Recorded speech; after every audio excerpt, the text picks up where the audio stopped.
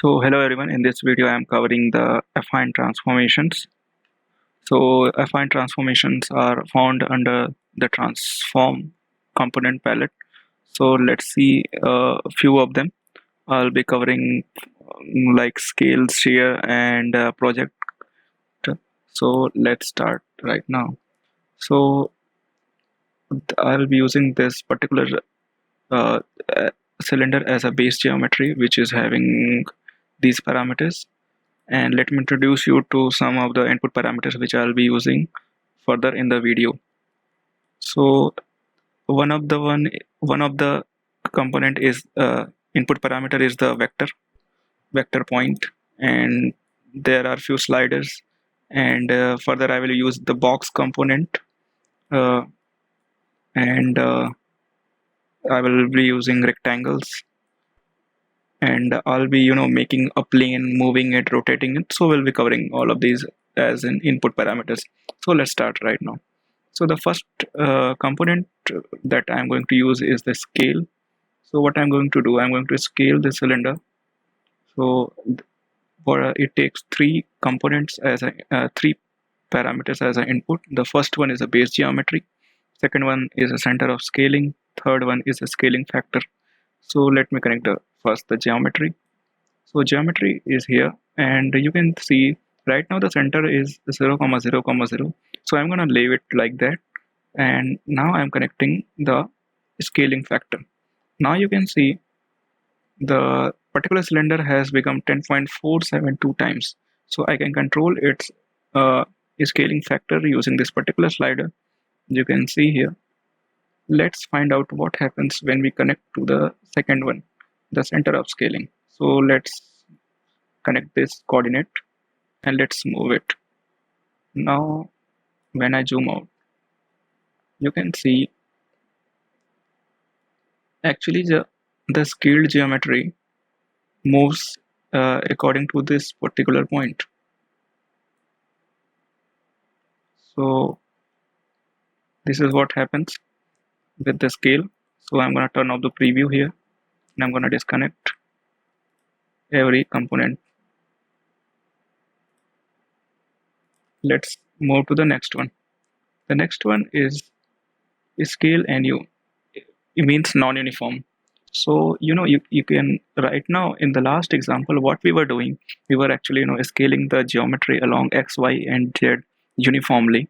So in this example what we are going to do, we can uh, scale non-uniformly. So I'm connecting the G, that is the geometry, then the base plane I am leaving it to the xy, which is default. Now I'm connecting the sliders which will control the XYZ scaling. So let me reduce them first. So I'm connecting them here, X, Y and Z. So first of all I have to turn on the preview. Now you can see right now everything seems kind of normal, but it's not actually. But let's see what happened. So our original geometry is this particular inner cylinder, and the scale geometry is outer cylinder. You can see that x and y components around 5 times the cylinder has scaled, but in around z it is same. So let's change the z parameter right now. So you can see z along z it is changing. So what happens when we change along x? So let's change. You can see.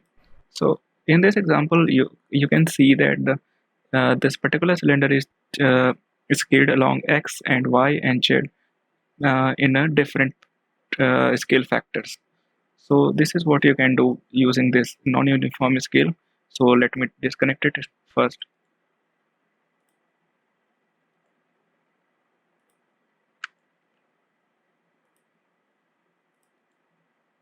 And I'm gonna, so let's move next. Next one is a shear. Shear is actually, stretching out a particular geometry. So let's connect the parameters. The first one is a geometry. Second one is a base plane, which I'm actually leaving it to be the XY plane. So before, applying other one, let's move into the, all views. Now the next parameters are the angles in X and Y where it will, apply the transformations. So I'm connecting X and Y. So, and I'm going to turn on the preview. So let's first put the value to 0. So let's see what happens if I, uh, increase the angle X here. Now you can see in right view that body is actually, changing its angle with respect to X axis. I can control it from this particular slider. And if I want to do the same from the Y axis, I can do it like that. For better view, let's move into the perspective and you can see the geometry. Let me pan it. Yes, you can see it has been stretched along X and Y directions. So this is what this particular shear component do. Let me disconnect it all.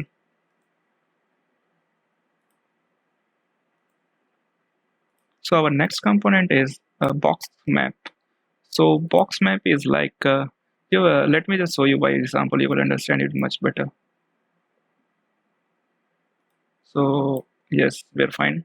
So the first parameter is a geometry and the second one is a box and third one is also a box. Second one is actually a reference box and the third one, so let me turn on the preview. This is our reference box. So our cylinder is at the bottom corner of the box. So let me get the next box. I'm gonna preview here. Pan actually. Yes. So I'm gonna turn on the preview for the second box and I'm gonna turn on this one. So right now you can see what happened here, that the cylinder has moved to this particular box and it has also been mapped to this particular cube. So this is what it does. I'm gonna turn off the preview here.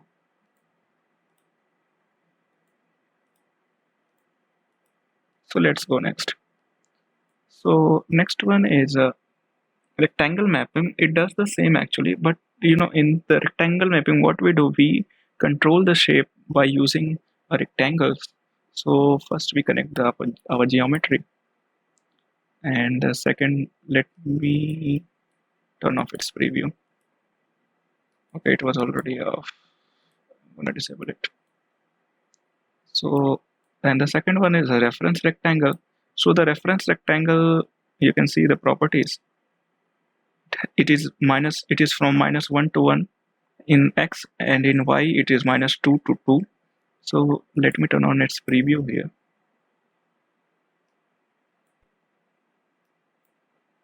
I have to pan it first.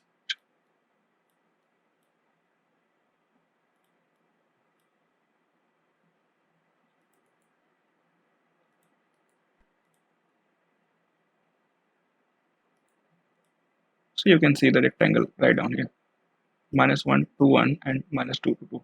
So I'm connecting it to the base, and right now, so the final rectangle. So let me turn on the preview for this rectangle. Yes.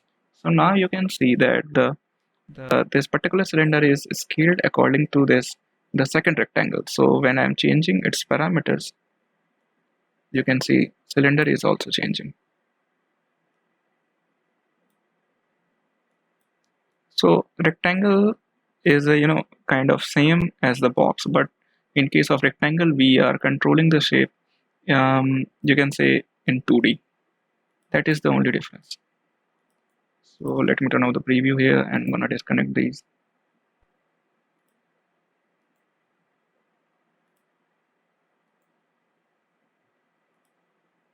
So our next component is project. Project is actually quite simple. What we do, there are only two parameters required as an input. The first one is geometry and the second one is a projection plane. So what we do, we take our geometry and we project its shape on a particular plane. So let me show you the plane first. I have made this plane. So what is happening here? Let me go by step by step.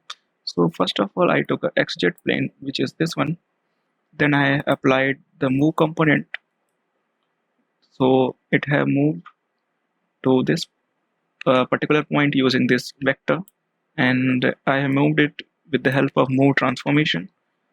So it is here. Then I have applied the rotation axis. So what happened here? I have applied this particular line as an axis and this one as an angle and this as a plane. So let me turn on the preview here. So when I turn on the preview, you can see when I change the angle, this plane actually rotates along this particular line. So I'm going to turn off preview for these two. So I have to pan here. So let's get a plane, a nice one. Okay, we are fine here actually. So what we are going to do in project, it takes two parameters. The first one is the geometry and second one is the plane. So right now what you can see that the geometry is projected on this plane, which is a rectangle, because if you look at it from I have to pan here. From here you can see it's a particular rectangle, but when I change the angle, you can see the shape changing. You can see how its projections are changing according to the plane.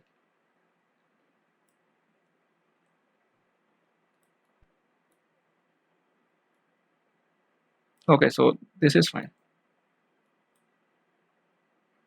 So I'm gonna disconnect these. The next component that we have is project along. So there's a, what we do in this one. Let's see the input parameters. There are three input parameters. The first one is a geometry, second one is a projection plane, and third one is a projection direction. So I have a geometry here. I have a plane. What I have left is a projection direction. So to define a projection direction, what I have done, I have made a unit vector. So I made a coordinate. So I connected with it with the unit vector. So it will give the direction. So let's see what is happening here.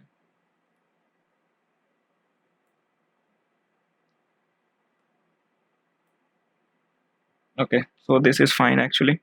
So I'm gonna rotate this plane here. So let's see what is happening.